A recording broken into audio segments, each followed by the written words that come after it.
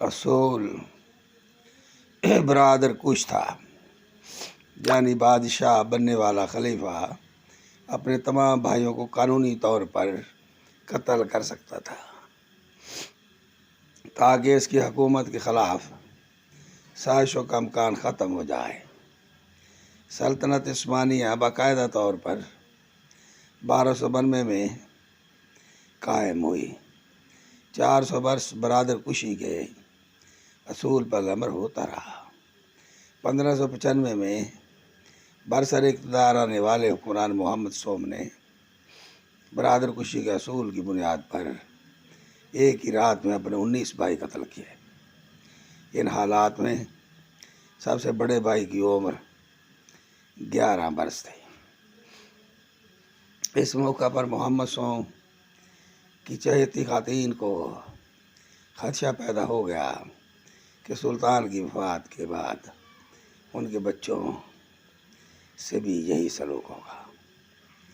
چنانچہ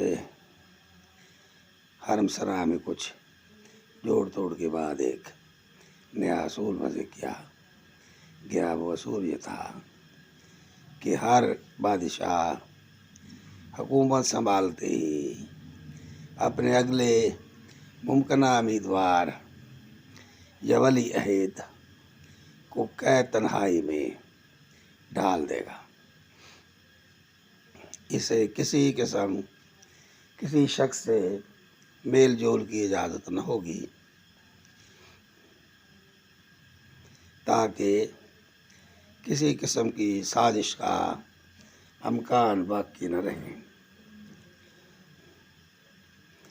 سلطنت عثمانیہ کے ذہین حکمرانوں کے ذہن سے ماورا تھا کہ نامعلوم مدت تک تمام انسانی روابط سے محروم رہنے والے ولی عہد کی ذہنی کیفیت کیا ہوگی، مگر یہ اصول سلطنت عثمانیہ کے ختم ہونے تک رہا۔